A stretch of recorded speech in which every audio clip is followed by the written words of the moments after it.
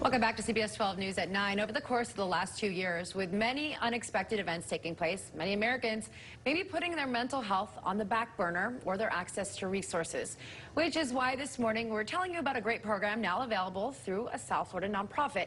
It makes mental health first aid available to all of those in Palm Beach County. We're lucky to be joined this morning by Cindy Whitus with the Jewish Family Service of Palm Beach County. Thank you so much for joining us this morning, Cindy.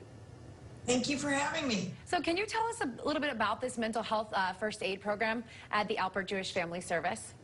Sure. So Mental Health First Aid is an educational program that teaches the community and community members how to recognize signs and symptoms in someone that might be developing a mental health challenge in the middle of a crisis that has started from a mental health challenge or one that is showing worsening signs. So our participants build skills and learn how to approach safely for them as well as safely for the person, and then get that person to the appropriate help, just like first aid and CPR.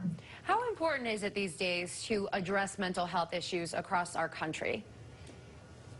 Well, it's really important, like you said earlier, of what's going on around us. We are seeing more demand for mental health first aid classes. 1 in 4 people suffer from a mental health challenge, and 1 in 10 people suffer from an addiction issue as well. So the more that we can educate the community and the more that we can give them skills to help get that person to safety, the better we're all going to be. So this program comes with no cost to the participant. How is that possible? Well, we have a coalition of all of the mental health first aid instructors. There's about 80 of us now, and when we started this about in 2015, we only started with 3 people. So I feel like we've really grown.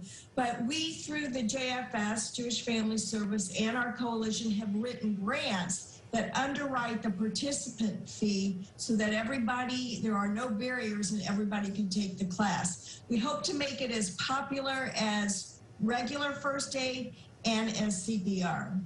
You know, Cindy, so many people right now are struggling. How can people take part in this program? We have trained over 6,600 people since 2015 out in the community. That's professionals, police officers, firefighters, veterans. We have special modules for each group of which we are training in, and the general public. We have doctors who attend, social workers. It's really written for everybody. It started in Australia and then came to the United States several years later, but it's really well written. It's out of the National Council for Wellbeing in Washington, D.C., and it's really well written for everybody. We have instructors out in the school district teaching, our teachers who deal with the youth, bus drivers, secretaries, everybody. Wow, thank you so much, Cindy, for being with us this morning. Such an amazing program, and as you said, as we mentioned, just so important for the community right now to have resources like this one.